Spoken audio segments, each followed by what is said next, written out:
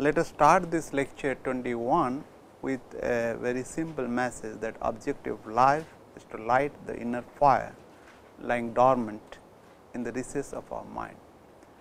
And before really starting this lecture, we need to relook at what really we learned in the last lecture. In other words, let us recapitulate. If you look at, I started with taking an example where I illustrated how to really determine the activation energy from experiment, provided both are conducted at two different temperatures, and that was a part of an example. Then we moved into the what you call molecularity of a reaction.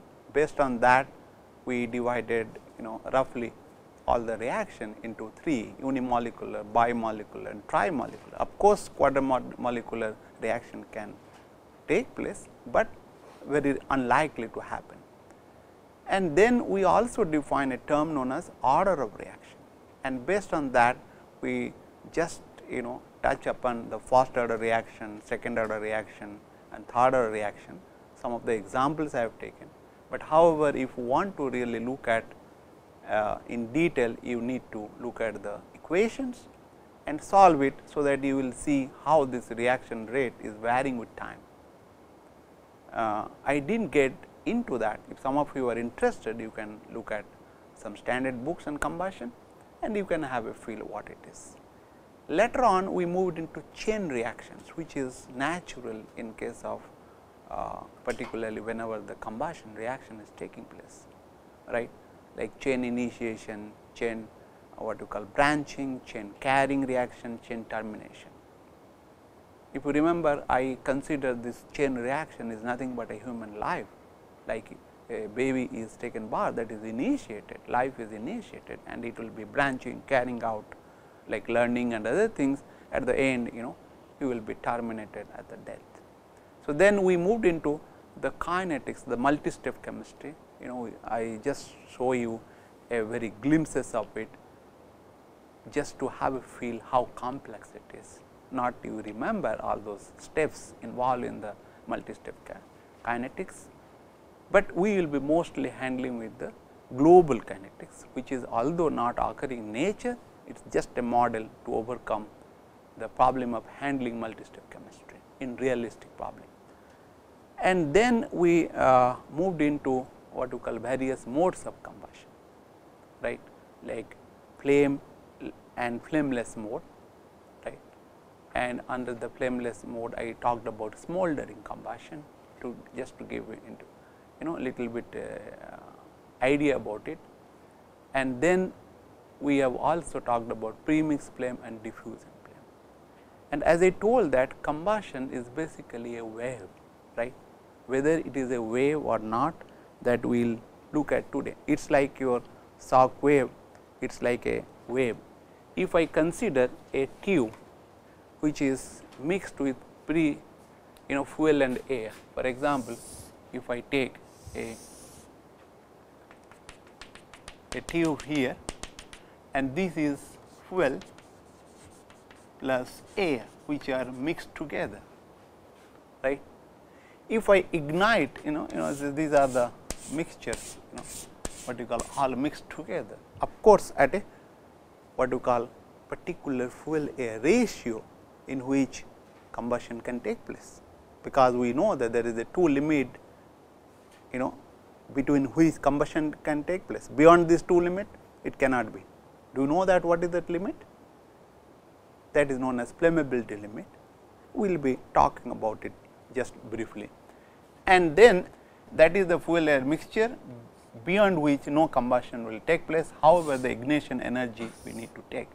If you look at, to ignite something, right, we need to have a flame, to have combustion, we need to ignite it, right.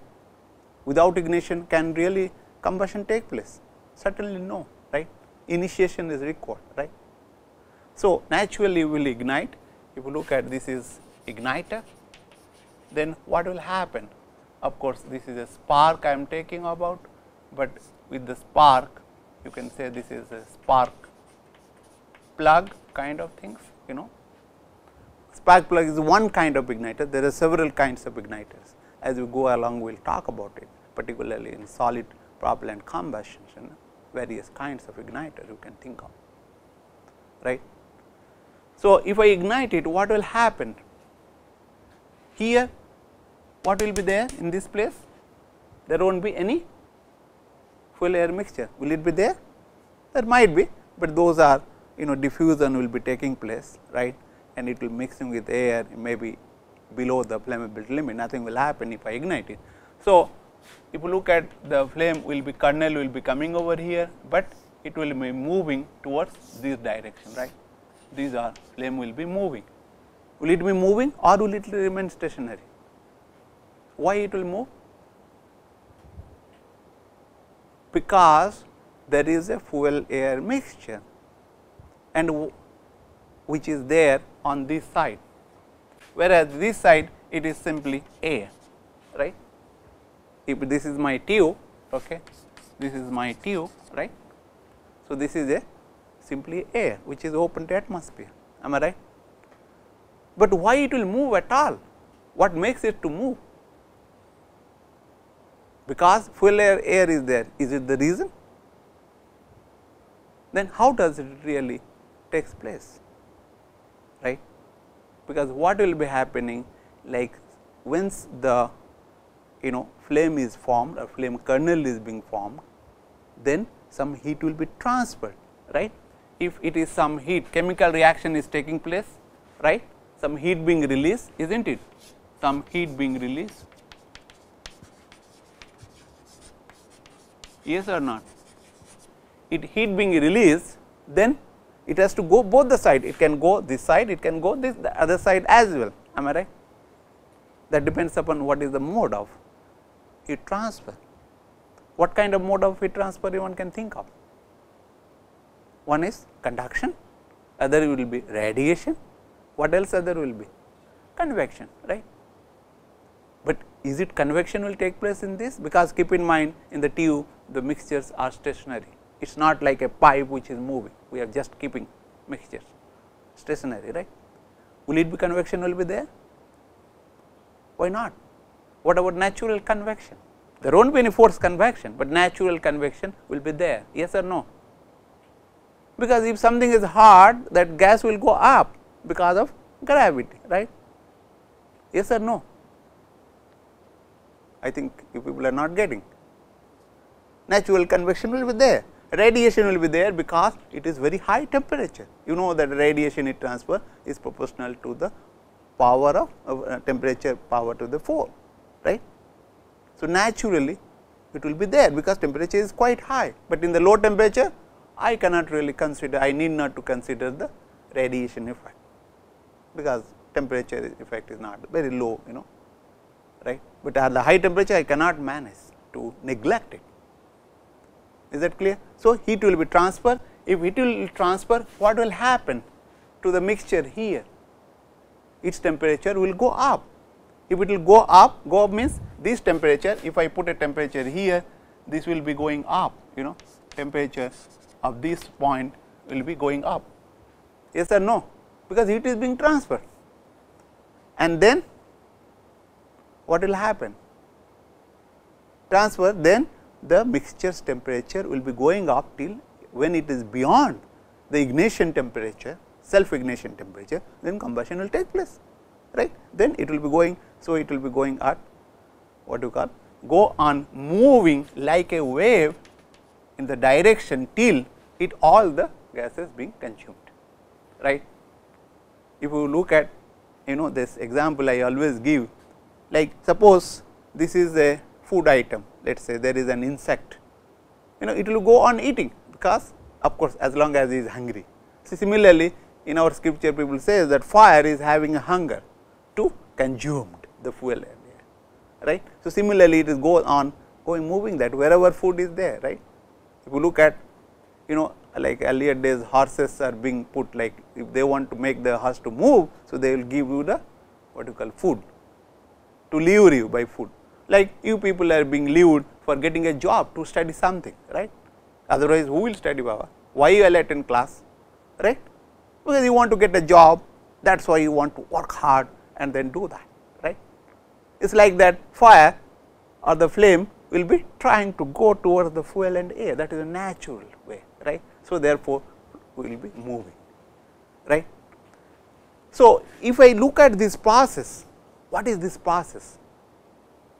Can you give me another similitude which will help you to think better about a flame movement? This is nothing but a wave, it will be moving, this flame front, these are flame front, right. These are flame front, which will be moving, right. Okay.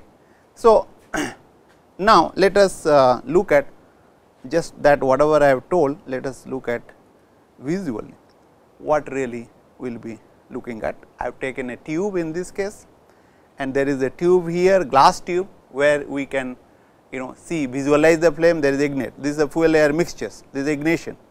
Then what is happening? This flame kernel is being formed, it is moving towards that, it is goes on moving, but as it goes, if you look at in the beginning, it was like a curved little bit, and then this is also flattened, like is a half kind of a moon crescent shape kind of thing, but in a certain angle, right. Why it is so?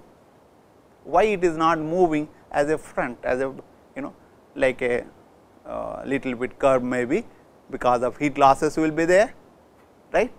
And why it is not moving as a one dimensional kind, but now it is almost two dimensional.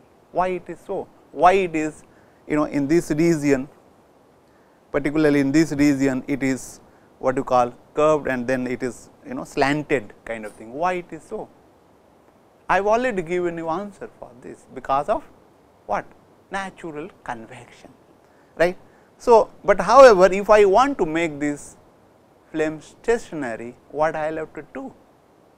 The flame front is moving, right.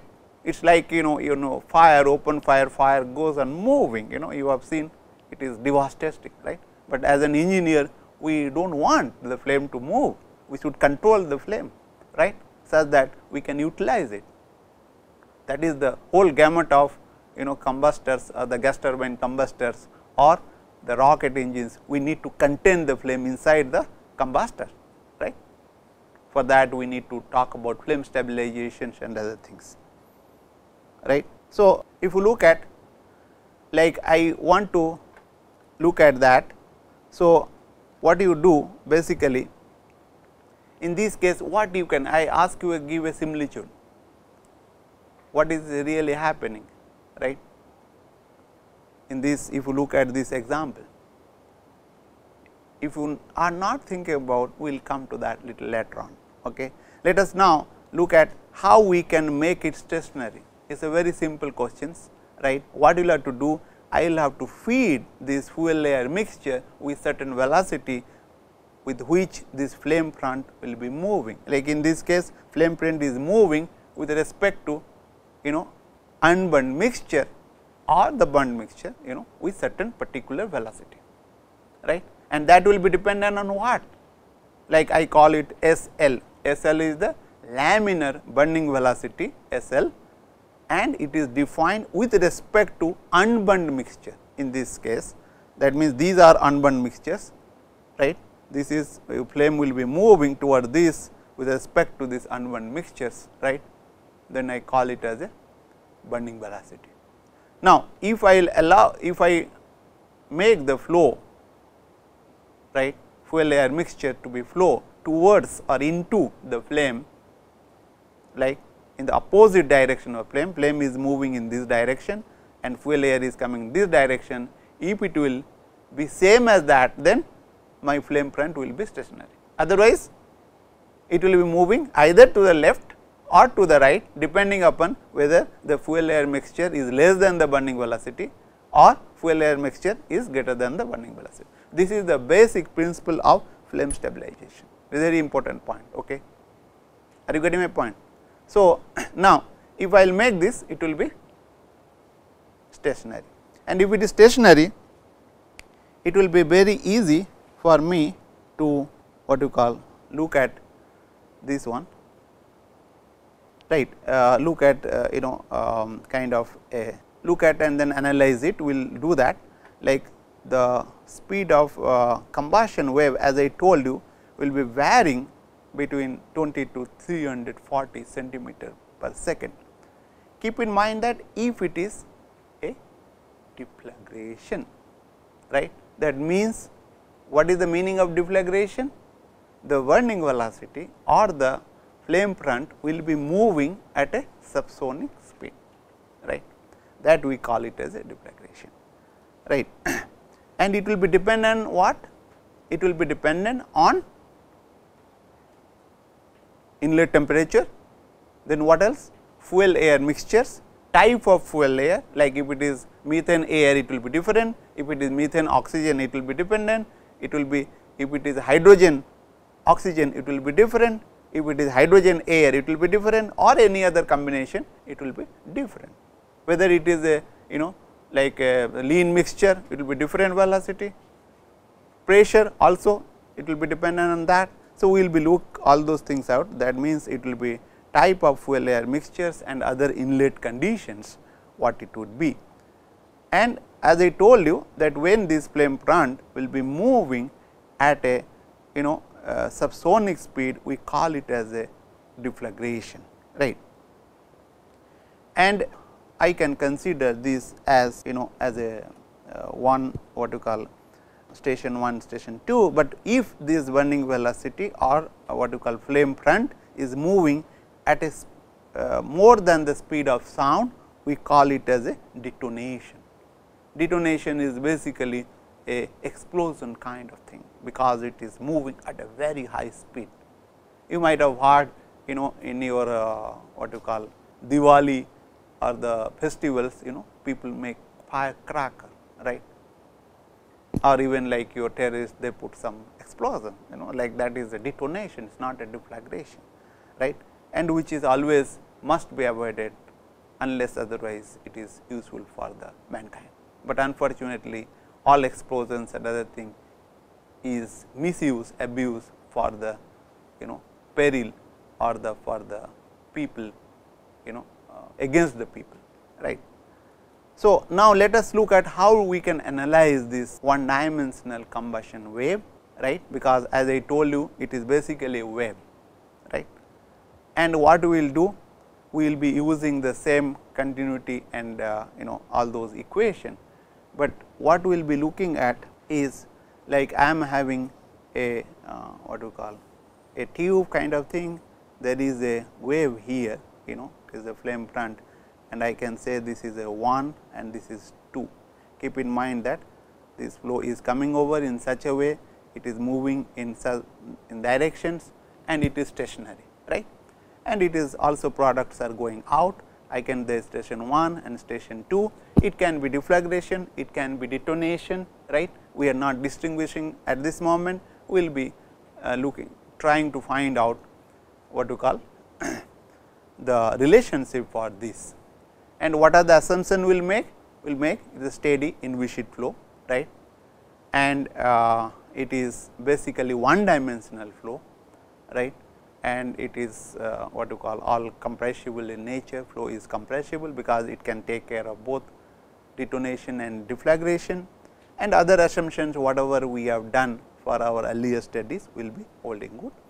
So, if I look at this one dimensional, so then continuity equation will be like rho 1 V 1 is equal to rho 2 V 2, that we have done several times from the your mass conservation equation, right, is equal to total mass flux which is passing through, because this is a constant area duct. Okay. So, the momentum equation will be P 1 plus half P 1 plus rho 1 V 1 square is equal to P 2 plus rho 2 V 2 square, because it is a compressible flow, right. If it could have been incompressible, then you could have used the Bernoulli's equation, right, that is where P 1 plus half rho V 1 square is constant, But energy equation, then here C P 1 T 1 plus V 1 square divided by 2 plus Q, Q is the heat being added, right. It can be due to combustion, it can be due to some heat additions, like anything can happen, and C P 2 T 2 plus V 2 square by 2. This equation kind of equation we have derived at least 3-4 times. So, I am just writing here. So, equation of state, if you look at what will have to, for the station 1 it is P 1 is equal to rho 1 R T 1, and for station 2 it is P 2 R 2 sorry rho 2 R T 2, right. So, keep in mind that this Q is the heat release per unit mass, and this is basically a summation over this X I H I F, and Y I is the mass fraction of I S species, and if you look at the H I F is the heat of formation of I S species, right. And combining this continuity equation and momentum equations, we can get a expression rho 1 V 1 square is equal to P 2 minus P 1 divided by 1 over rho 1 minus 1 over rho 2. Of course, that is equal to the m dot square, that is the mass flux or mass flow rate which is going through it. It is basically mass flux, keep in mind, because area is divided. So, it is a mass flux. Now, if I want to express this in terms of Mach number, right, I can do that using the your what you call definition of speed of sound, right. We know it is root over gamma p by rho, right, or root over gamma r t. So, if you do that, what you will get is basically m 1 square is equal to 1 over gamma in the bracket p 1 minus p 2 p 1 by p 2 minus 1 divided by 1 over rho 1 by rho 2. And this relationship, what you call this relationship, is known as Rayleigh relationship. If you look at, it is similar to the Rayleigh flow, am I right? Because all these equations are nothing but your Rayleigh flow, which we have already considered, but we are looking at little from the different angle, right. Combining equation with the energy equation, like this equation, what you call with the energy, we can get an expression Q is equal to gamma divided by gamma minus 1 P 2 by rho 2 minus P 1 by rho 1 minus half, and then P 2 minus P 1 in the bracket, of course, into in the bracket 1 over rho 1 plus 2 by rho 2, right. I think it will be 1, I guess. So, what if you look at, this is a very important relationship, which is known as Rankine-Hugoniot relationship, and if this heat addition will be 0, what will get? You will get basically a shock wave relationship, right. That means, if this Q will be 0, so then from this you get a relationship for a shock wave, which we have already derived, because if I in the energy equation, if Q is 0, you can get that, right. So, and let us look at for a what you call this expression, what we will do, we will be looking at, and for a particular pressure, inlet pressure P 1 and density rho 1, and for a particular heat addition, like kind of things, if we will plot this by varying the density P 2, then we will get a curve which is known as Hugoniot curve. That Hugoniot curve is basically P 2 is being plotted 1 over rho 2, right, and for a fixed value of Q and inlet pressure and inlet density. The curve will be looking like that. So, if you look at this curve, will be looking in this way. Now, what is this origin? If you look at, this is basically P 1 1 over rho 1. If I draw a parallel line to this what you call 1 over rho 2 axis, right, this is the 1 over rho 2 and this is P 2 axis, right, and it will cross at a point here, right. And similarly, if I draw a parallel line through this origin O to this P 2 axis, it will cross a point, right. And then if I take a tangent, draw a line which is tangent to this curve, you will get a point x. Similarly, if you draw a tangent to this line, you will get a point y, right. You might be wondering why I am doing this, what is the requirement? Because we want to look at various resins what really happening. For example, a point from, and this point A x is known as upper Chap-Hugoniot point, CJ point, upper Chap-Hugoniot point. And any region above this point, is known as the region 1. The region 1, what is really it is? If you look at, if I take a point here, what I will get? Basically, it is a P2, which is much higher than the P1, because my P1 is here. Yes or no? It is much higher. And if you look at, it is moving almost parallel or kind of thing, that means it is infinite, right. These values are infinite, and this pressure P2 is greater than the Pu. What is that Pu? Pu is the Chapman-Hugoniot pressure, that is Pu here. It is greater than that. If it is greater than that, then it leads to what? It leads to detonation and strong detonation, right. What is the meaning of that? Meaning is that if my downstream pressure is very high, what will happen? It will be trying to move this wave, at a very higher rate. As a result, the Mach number will be moving towards infinity, right. Gas velocity relative to the wave front, of course, is slowed down to the subsonic speed. What is that? M2. M2 will be very, because if my M1 is very high, right, what happens at the back of a normal shock? Always just opposite.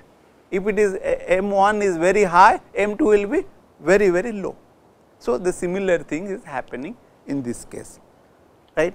And as I told you, pressure and density like increases significantly. As a result, P2 is tending towards infinity. It is going a very high value, little bit changes, and M1 will be infinity, and which is rarely observed, and that is known as strong detonation, which is won't be occurring. It is only, in nature it cannot really occur, because strong things, very strong things is a mathematically it is possible, but in reality it is not that, right.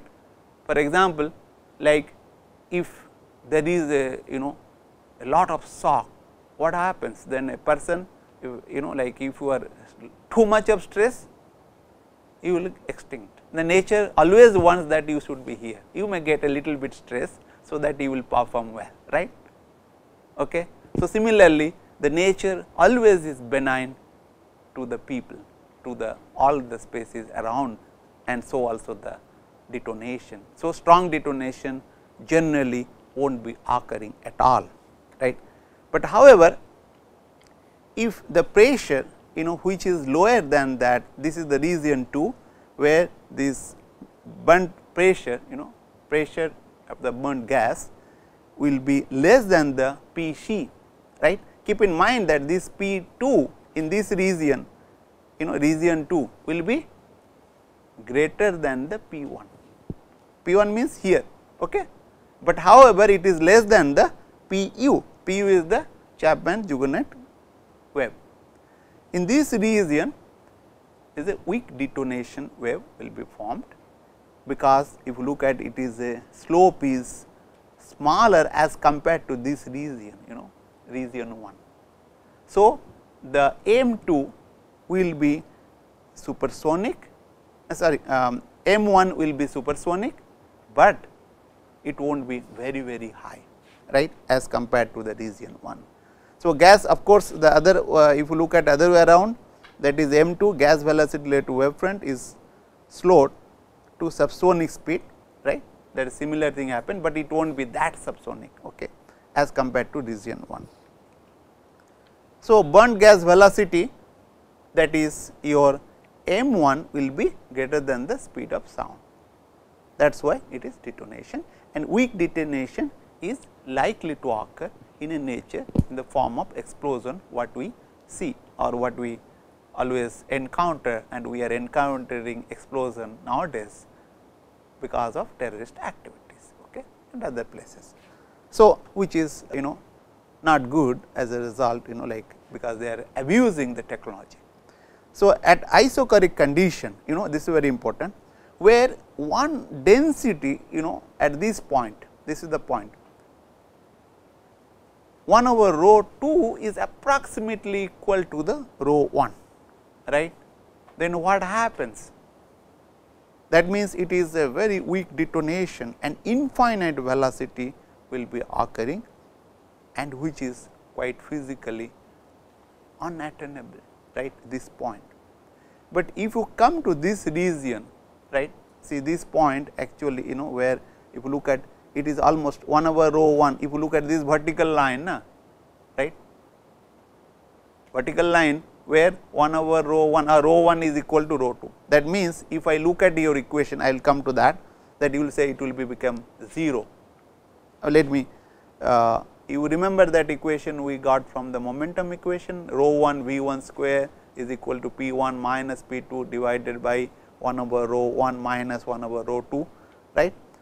So, then if it is rho 1 is 0, the denominator is going towards very small value or 0, then it will be infinity, that is not possible. So, therefore, this region from onwards is not possible physically. Let us look at why it is not possible. In the region 3, p 2 is greater than p 1 and 1 over rho 2 is greater than 1 over rho 1, right.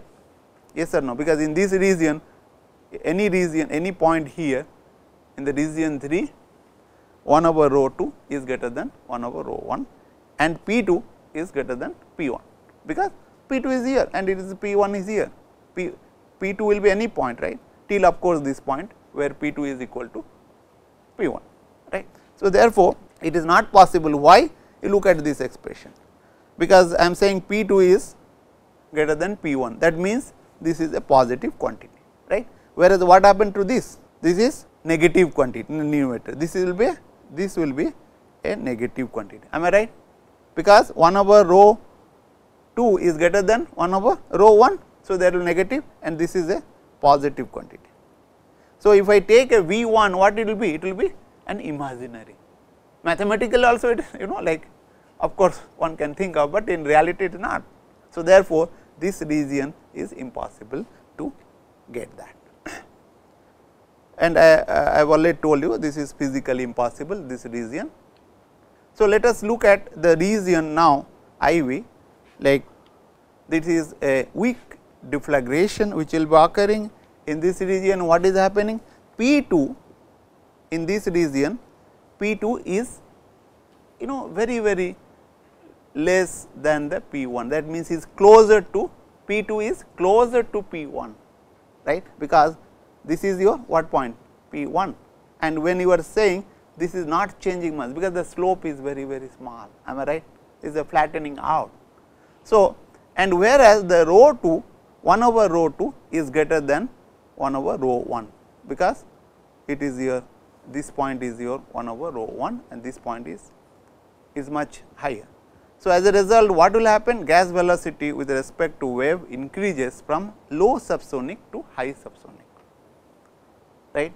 But then what will happen? The pressure ratio or pressure change across this combustion wave will be very small, right, and this is known as weak deflagration. But however, in the case of the region 5, it is a strong deflagration and P 2 will be little what you call, or rather P 2 is less than P 1, but however, in this region, the weak deflagration region, P 2 is very closer to P 1 as compared to the strong deflagration, and 1 over rho 2 is far greater than the 1 over rho 1, and gas velocity with respect to the wave increases from low subsonic to the supersonic. Is it possible? Because the area docked is constant.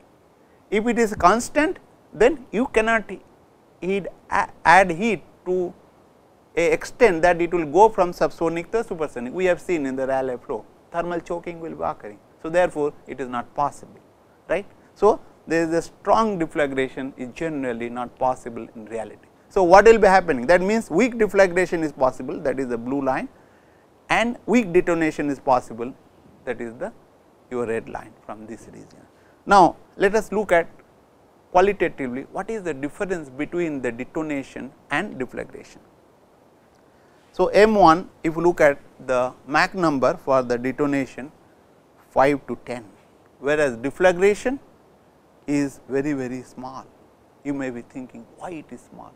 Keep in mind that this Mach number is with respect to the burnt gas.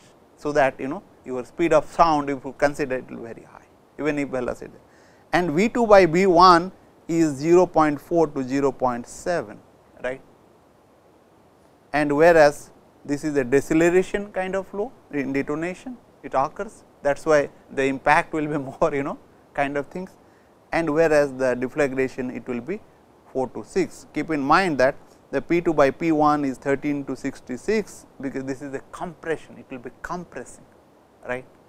That is why its effect is very, very high in impact, whereas the deflagration it will be 0.98 and little slight expansion will be taking place across the deflagration wave, right.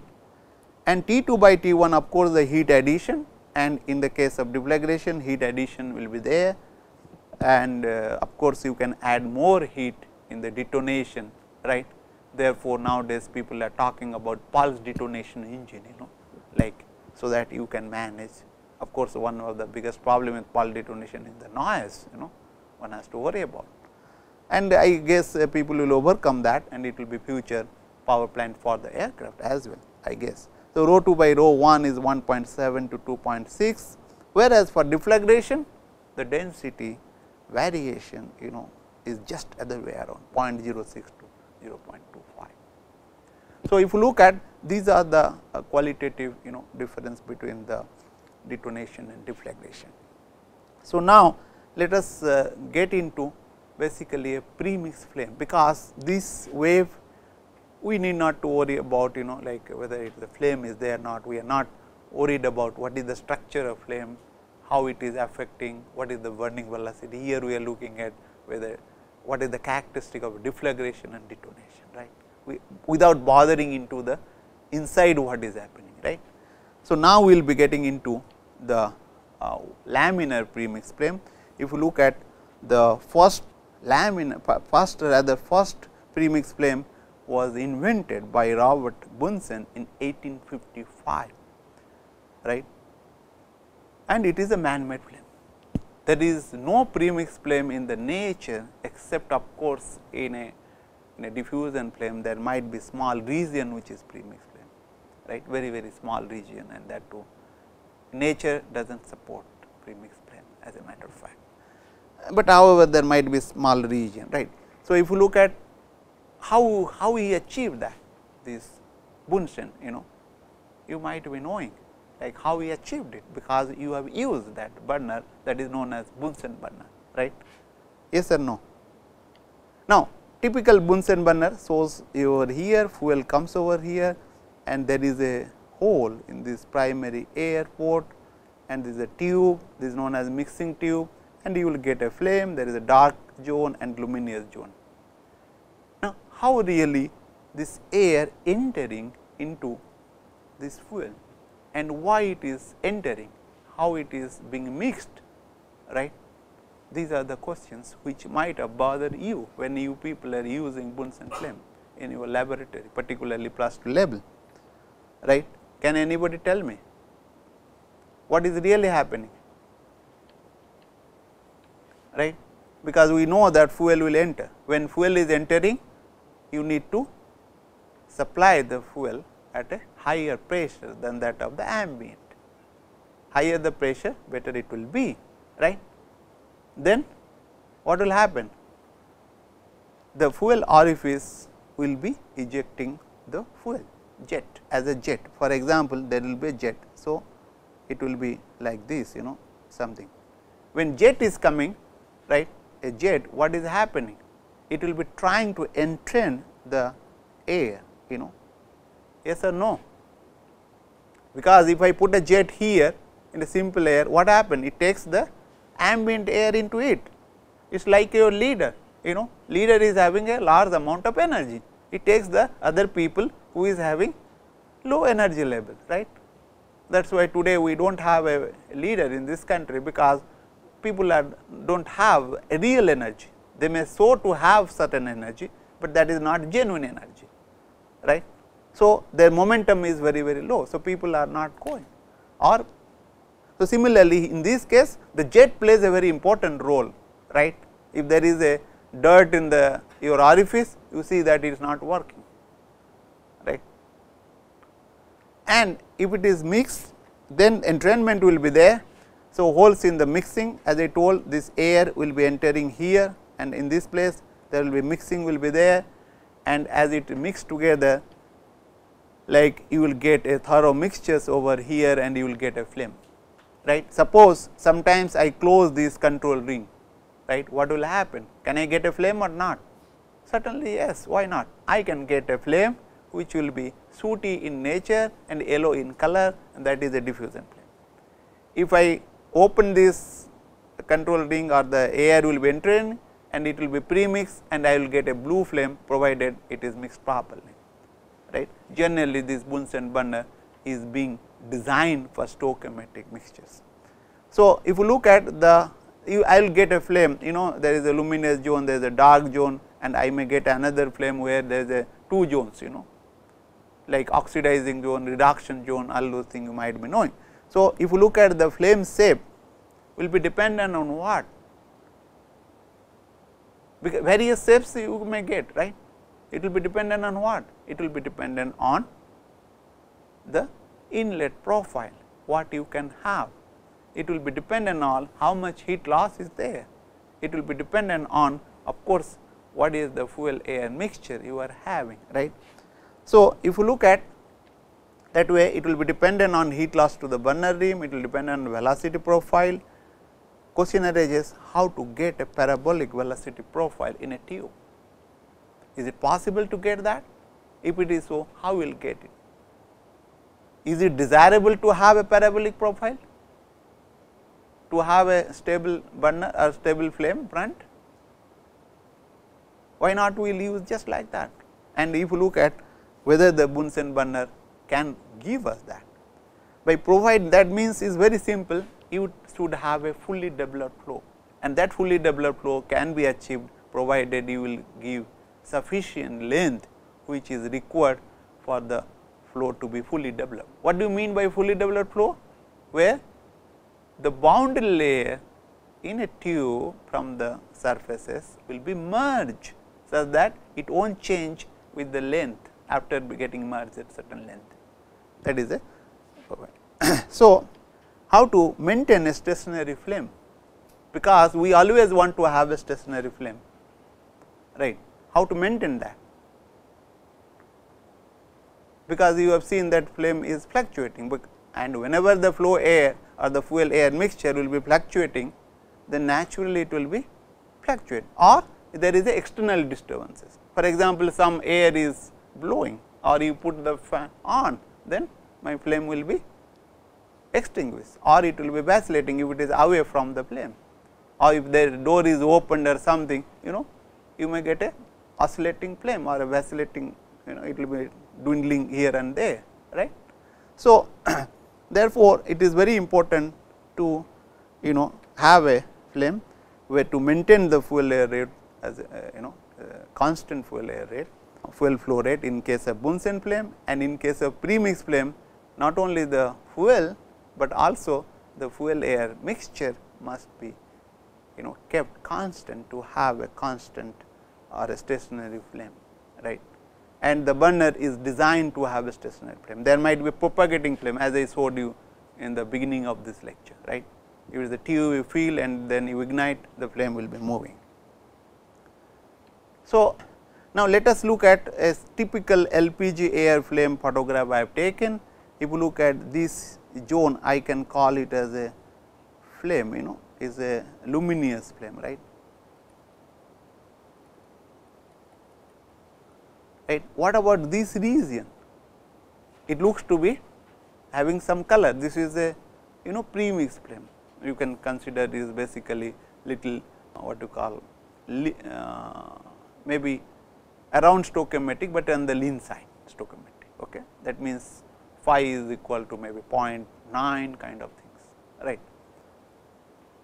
And if you look at what are the zones, this is a luminous zone, a luminous flame, right. I can call it as a zone, right, flame zone, right. But there is a dark zone as well, am I right? In the last slide I showed you dark zone, but why this dark zone will be there? Can I see that dark zone? How I will see it? It is a very simple way of doing. And what really happens in the dark zone? Is it some reaction takes place? Where does this reaction take place? As I told you earlier, flame is a very thin, the combustion, all combustion occurs in a very thin region, what I call it as a flame, right. That means, it is like a surface, one can say flame is like a surface. Of course, it is not a surface like, but if you look at a cloth, it is like a flame surface, very thin, right. That means, all the reaction will be occurring in this thin region, am I right or no? I may be wrong, we will see that as you go along. And below that what will happening? There is no light. Why this light comes? So that I can see it, is it so? There are some flames which you cannot see, like as I told you, right. What makes the flame to be visible, right. So, if you look at the portion of flame in which temperature is high and has several radicals to emit radiation, right. Because of radiation we could see, and which is in visible region, right. But if it is outside that we cannot see, but however, it will be radiating, right. So, the flame radiation occurs roughly 300 to 600 nanometers, right. Okay. And of course, somebody can say, okay, it is not 300, it is 295, that is okay, this is some rough number I have given. Okay. That means, what is saying? It is something ultraviolet to the visible or the infrared, some regime will be there in the flame as well. Okay. Particularly OH radicals, it comes around 310 kind of thing, nanometers, which is like a ultraviolet kind of thing.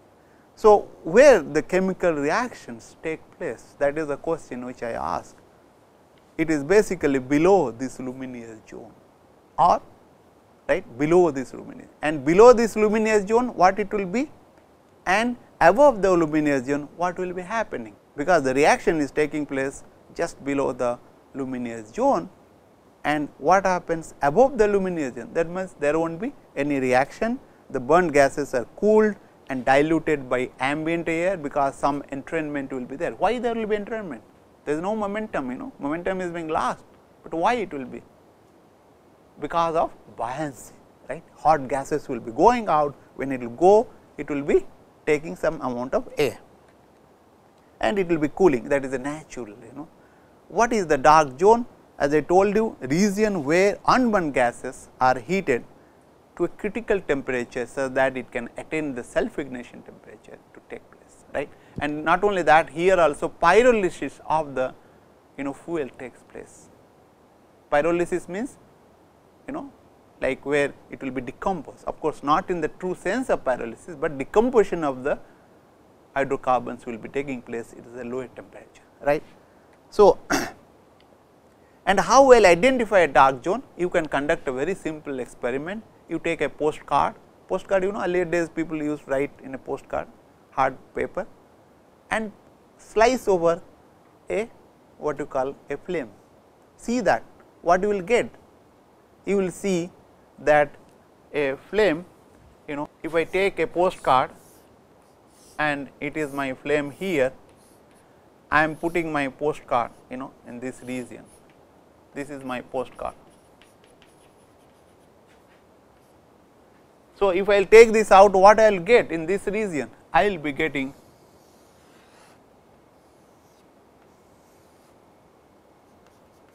this region is being burnt out, black one I will get, whereas this region center will be intact.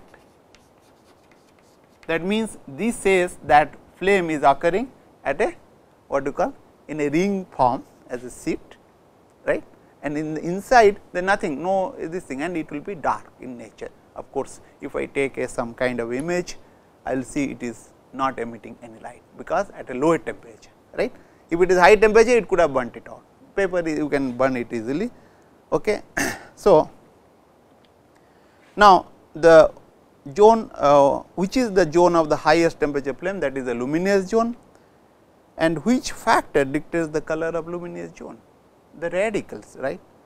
The and which will be dictating is basically fuel air ratio, and depending on fuel air ratio, you will get radicals being formed, and in the lean case flame you will get a blue color, right, and that is due to what you call OH radicals, right.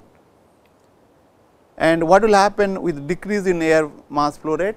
You will get a green flame, sometimes you get, right, and that is due to the excitation of C2 star molecules. Star is basically chemiluminescence, right, molecules, which is radicals.